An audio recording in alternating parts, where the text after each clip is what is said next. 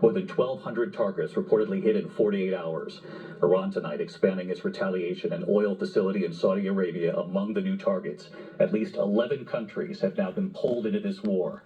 Late today, Secretary of State Marco Rubio briefing lawmakers, offering a new explanation in front of the cameras about why the U.S. struck Iran when it did.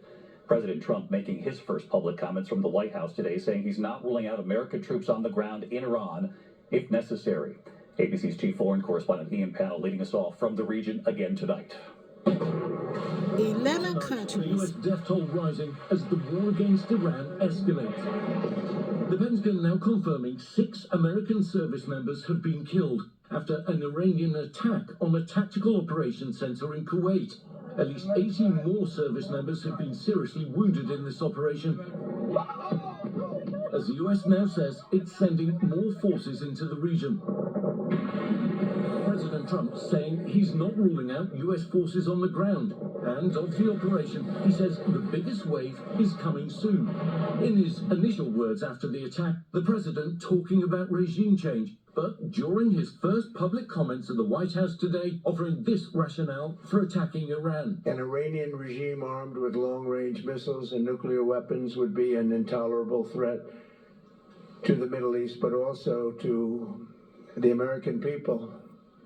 Our country itself would be under threat. And late today, Secretary of State Marco Rubio and the evolving message, now saying Israel was about to attack Iran and that the U.S. attacked to defend itself from Iran's potential retaliation. There absolutely was an imminent threat, and the imminent threat was that we knew that if Iran was attacked, and we believed they would be attacked, that they would immediately come after us. And we were not going to sit there and absorb a blow before we responded. Obviously, we were aware of Israeli intentions and understood what that would mean for us. The president warning the U.S. military operation could last several weeks, but signaling it could go even longer. Whatever the time is, it's okay. Whatever it takes, we will always, and we have right from the beginning, we projected 4 to 5 weeks, but we have capability to go far longer than that.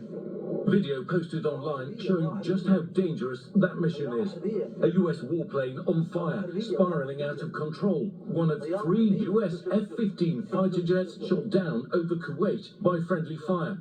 The pilots safely ejecting. All 6 survived.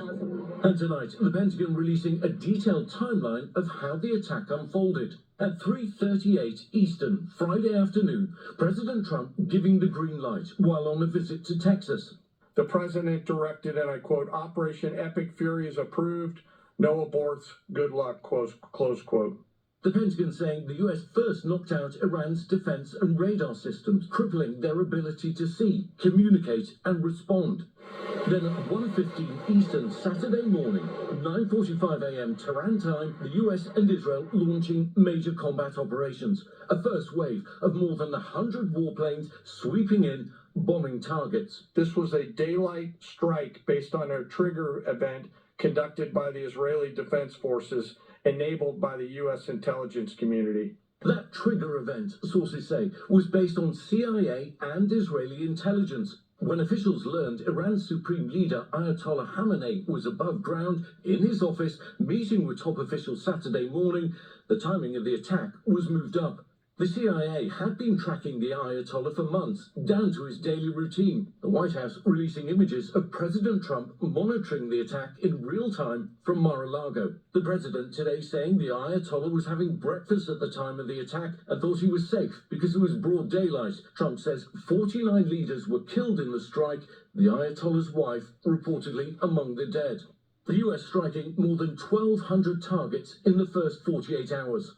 Explosions ripping through neighborhoods in Tehran. B-2 stealth bombers dropping 2,000-pound bombs on underground facilities. The strikes targeting Iranian ballistic missile capabilities, their missile launchers, fighter jets. Multiple Iranian Navy ships attacked, sinking into the water. Iran's Revolutionary Guard headquarters destroyed.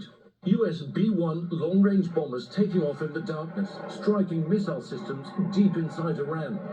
Iran unleashing a deadly barrage of missile and drone attacks on US bases and countries in the region. Jesus Christ.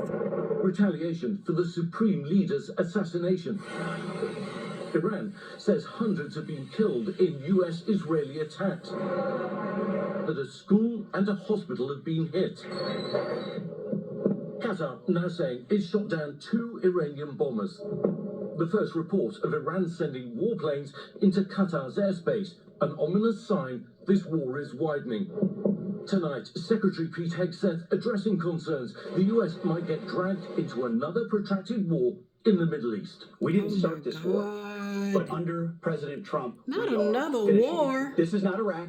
This is not endless.